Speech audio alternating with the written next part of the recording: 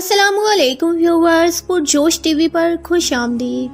बड़ी रियासतों के सुल्तानों और शहजादों की दिलचस्प कहानियां हमेशा बहुत मतवज्जे करती हैं। तारीख में तख्त की जंगें बहुत तफसील से दर्ज हैं। जहां तख्त की लड़ाइयों ने भाई को भाई का दुश्मन बना दिया, वहीं कुछ ऐसी मसाले भी दर्ज हैं जहां काबिल और बहादुर शहजादों ने मिलकर रियासत का बोझ संभाला और तारीख में ऐसी कहानियां दर्ज की जो सदियों याद रखी जाएंगी। ये मिसाल रकम करने वाले दोनों शहजादे अजीम उस्मान गाजी के थे। इनमें से अलाउद्दीन बे की कहानी सबको खूब मतवज्जा करती है, क्योंकि उन्होंने रियासत की हुक्मरानी बजाते खुद अपने भाई के हवाले करने के बाद भी खुद को शानदार तरीके से तारीख में जिंदा रखा। अलाउद्दीन अली बे, जिन्हें अलाउद्दीन पाशा भी कहा जाता है, सल्तनत उस्मानिया में पाशा का ये टाइटल हासिल करने वाले वो पहले शख्स थे। ये लक़्ब अक्सर रियासत के वजीरों के लिए इस्तेमाल किया जाता था, लेकिन इस वजह से ये भी कंफ्यूजन है कि अक्सर तुर्कों में सबसे बड़े बेटे को पाशा कहा जाता था।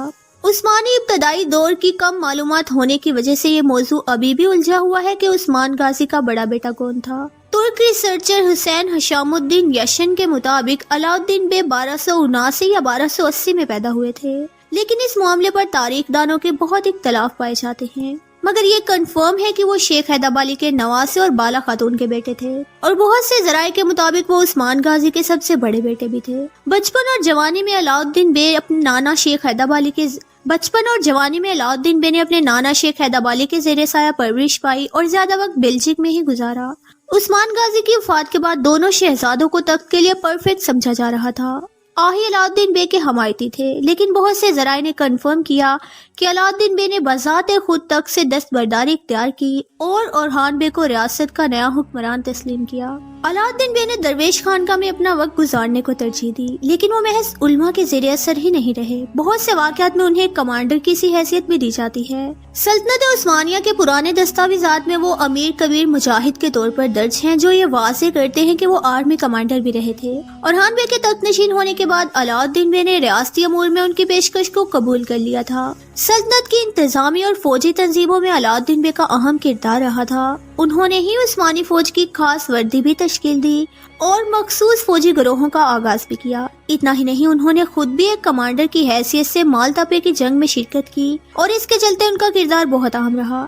इस जंग के फातेह बनने का ताज भी अलाउद्दीन बे के सर ही सजता है, लेकिन इन सब खिदमात के चलते उनका अपने हुक्मरान भाई ओरहान गाजी से कोई इख्तलाफ दर्ज नहीं, बल्कि उन्होंने अपने खास इक़दामात के साथ रियासती अमूर में बहुत कारनामे सर अंजाम दिए। सल्तनत के वजीर और कमांडर के तौर पर काम करने के बाद अलाउद्दीन बे अपने दरवेश खानका में वापस लौट गए और लिखा जाता है कि उन्होंने अपना आखिरी वक्त कुरकुरतलू खानका में गुजारा। उनकी जंगी और सियासी जिंदगी की तफसील जानने के बाद उनकी ज़ाती जिंदगी पर भी सब तवज्जो देते हैं। हालांकि उनकी रियासती अमूर में खिदमत तफसील से दर्ज है, मगर उनकी बीवी और बच्चों के हवाले से बहुत कम मालूमात पाई जाती हैं। महदूद सी रवायात के मुताबिक अलाउद्दीन पाशा की शादी बालाद की बेटी से हुई थी, जिनसे उनके तकरीबन 8 बच्चे थे। उनकी 3 बेटियां और 5 बेटे तारीखी किताबों में दर्ज हैं। बुरसा में अलाउद्दीन बे ने एक मस्जिद बनवाई, जो पहली उस्मानी मस्जिद थी, जिसे बुरसा में मुसलमानों ने तामीर करवाया था। उनकी वफात के हवाले से भी काफी कंफ्यूजन मौजूद है। 1333 में उनकी वफात पर इत्फाक किया जाता है, जो बुरसा में ही हुई, लेकिन कुछ रवायात के मुताबिक वो एक जंग में शहीद हुए थे। बाज़ मौरखीन लिखते हैं कि वो 1333 में बिगा कला में इंतकाल कर गए थे। उनकी कब्र बुरसा में उस्मान गाजी के मकबरे में है। अलाउद्दीन बे की नस्ल उनके बेटे हिजर बे से आगे चली, जिनकी उस्मानिया रियासत में खिदमत वाज़े तौर पर दर्ज है। उस्मानिया तारीख का ये किरदार आपको कैसा लगा और आप किस तारीखी किरदार के बारे में जानना चाहते हैं, कमेंट बॉक्स में जरूर बताएं। वीडियो अच्छी लगे तो इसे लाइक और शेयर करें। आज की वीडियो में बस इतना ही, मिलते हैं किसी नई वीडियो में, तब तक के लिए अल्लाह हाफिज।